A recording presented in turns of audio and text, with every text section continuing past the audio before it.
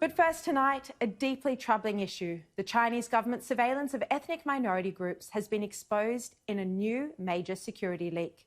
We know the Chinese Communist Party has been using facial recognition to target minority groups, including the Uighurs and Tibetans.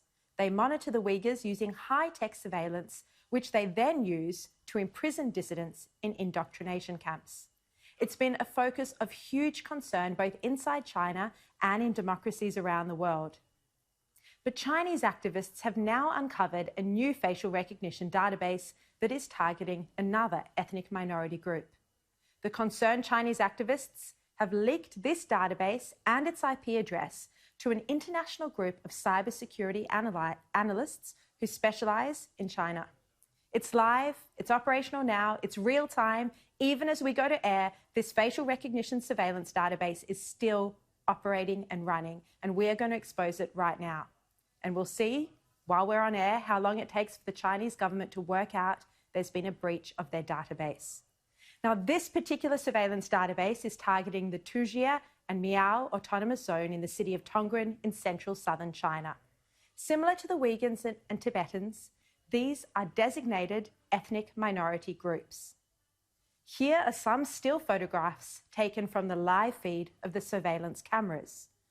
We've chosen at Sky to blur the pictures of these citizens so as not to further intrude on their privacy that has already been stripped from them by the CCP. Now, the metadata and the tracking data attached to the facial recognition program includes the name of each citizen along with their ID number, their license plate and their mobile phone details. This metadata and tracking data is dated from May through to August 16, and as I said, it's now live even right now. Exposing this is firmly in the public interest. This facial recognition database shows how the CCP is conducting surveillance on minority groups in their own home, in their cars, and via their mobile phone. Experts who've analysed this database say the facial recognition software has been installed in residential buildings. This leak shows how the CCP tracks the identity of each citizen as they arrive and leave their home.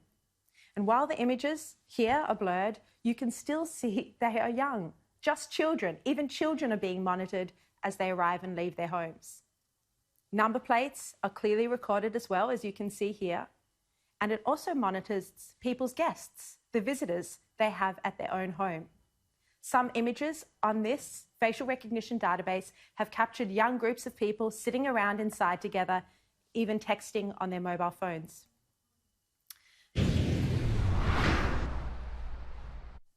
Two members of the international group exposing this database join me now.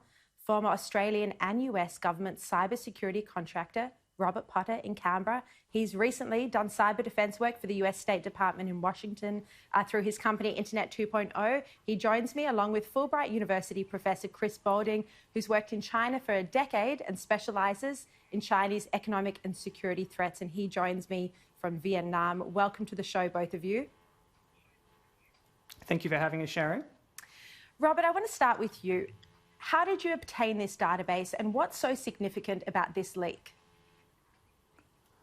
So over time, a number of these databases have been revealed to us through various sources, both inside and outside of China, by human rights activists who have an interest in keeping an eye on what happens within China and how its government operates with regards to its citizens.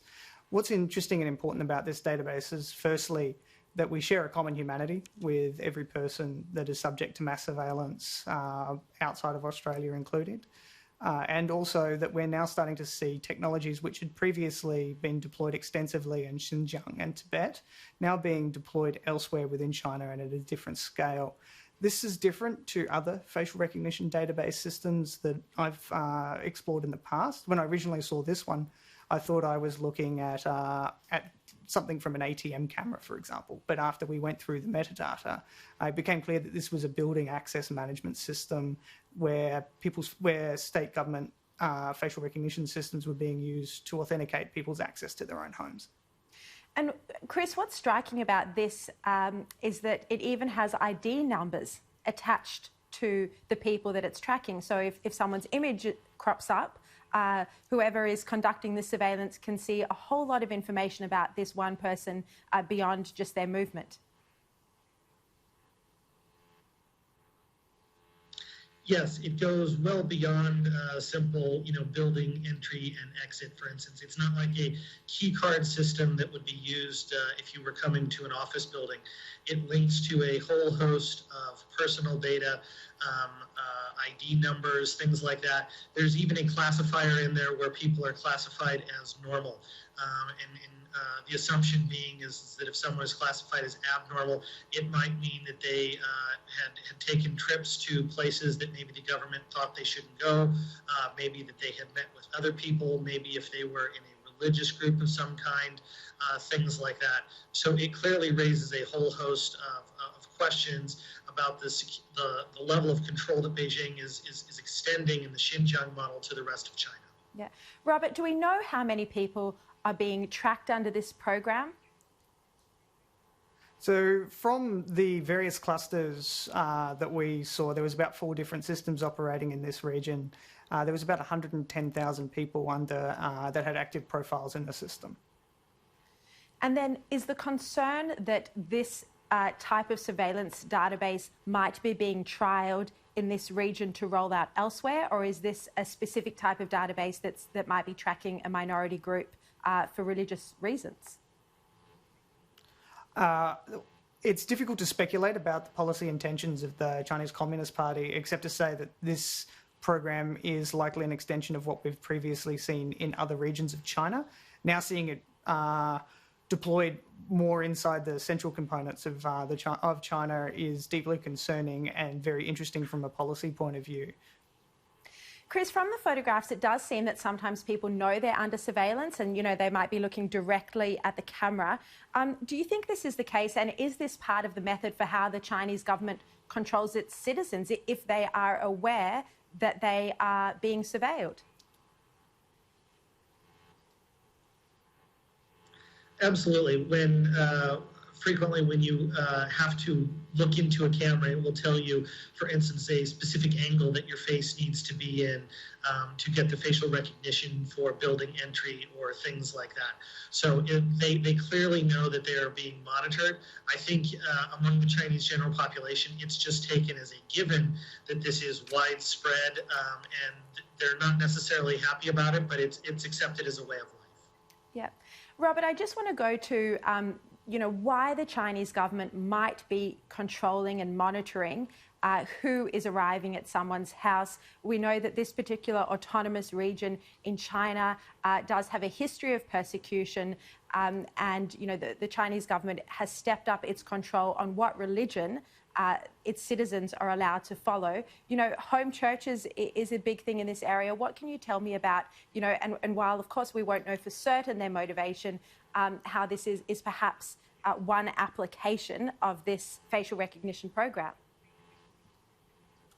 Yeah, absolutely. So previous facial recognition databases that I've seen were involved in surveilling public spaces, particularly in areas where large groups might form to have protests.